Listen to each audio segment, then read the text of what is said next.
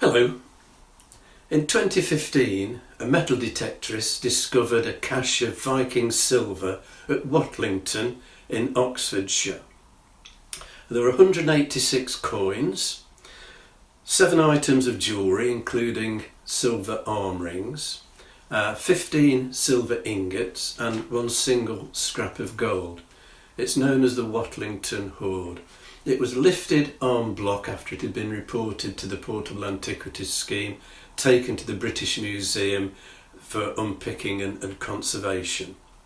Now, as finds go, it wasn't particularly large, but it was hugely significant because it contained so many coins of King Alfred, the King of Anglo Saxon Wessex, end of the 9th century, and his less well-known contemporary, the ruler of Mercia, Celwulf II, who was King of Mercia in the 870s.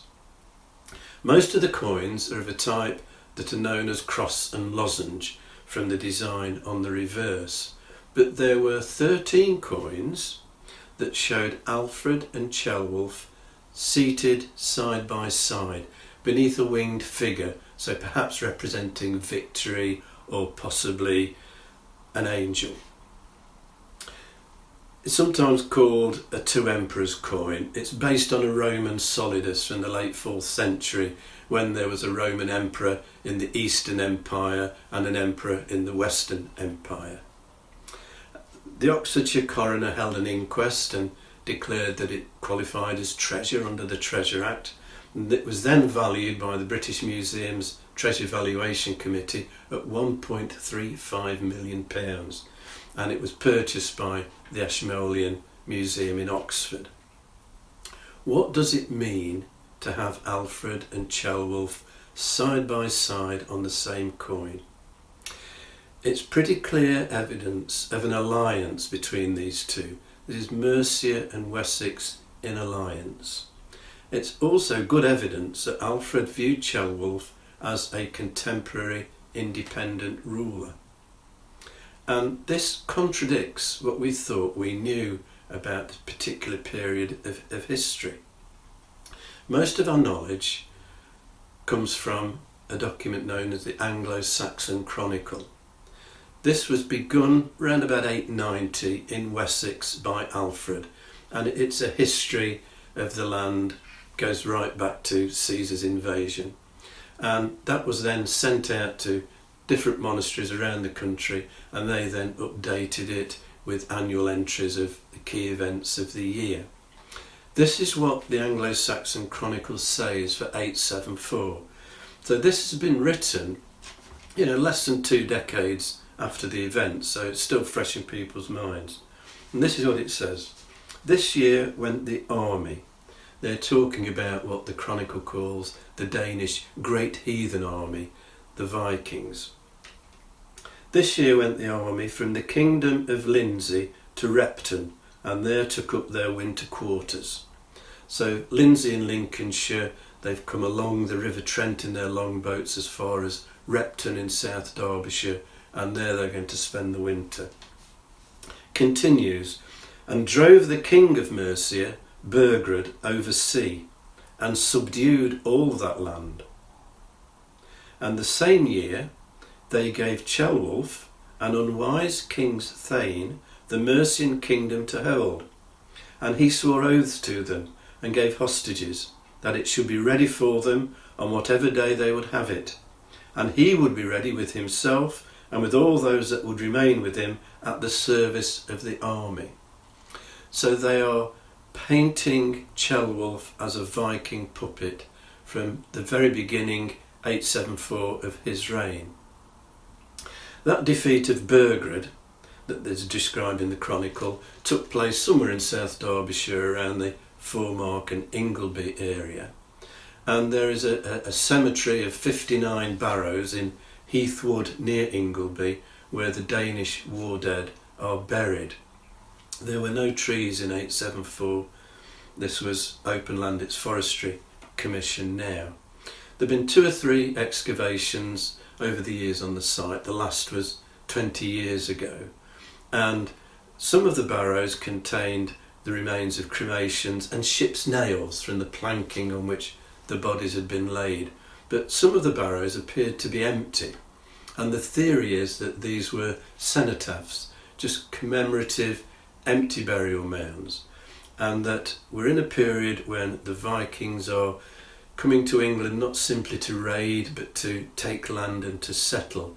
One or two of them are beginning to convert from paganism to Christianity, and that the empty mounds commemorate those that had converted to Christianity and were then buried in hallowed ground, probably St Wiston's at Repton.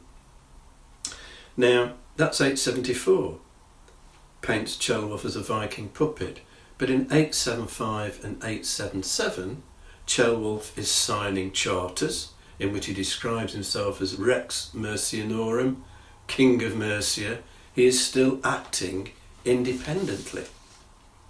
Now, go to another entry in the Anglo Saxon Chronicle, this time for 877. This year, the army, the Viking army, came to Exeter, and King Alfred with his forces rode after the army which was mounted as far as Exeter. They were unable to overtake them before they were within the fortress where they could not be come at, and they there delivered to him hostages, as many as he would have, and swore many oaths, and then they observed the peace well. And afterwards, during harvest, the army went into Mercia, and some part of it they apportioned, and some they delivered to Ceolwulf. So we do get this apportionment.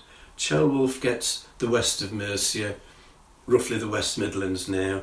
The Danish Vikings get the East Midlands, the area that became the 5 boroughs and from where the Danelaw was established. Now, if Alfred has agreed peace with the Danes in 877, then Ceolwulf has lost an ally, and possibly the only option he has, the only prudent choice of action, is to make his own peace with them in order to survive. It may have been a tough choice. Ceolwulf II was the last independent king of Mercia. He disappears from the record in 879, and we don't know what happened to him. But Alfred and Alfred's successors then take control of Mercia, and they will go on to take control of the area that the Vikings had taken ruling of. That denigration of Ceolwulf in the Anglo Saxon Chronicle in 874, viewed in this light, may have been retrospective propaganda to justify the takeover by Wessex of Mercia. And the same may be said for making Ceolwulf an unwise king's thane.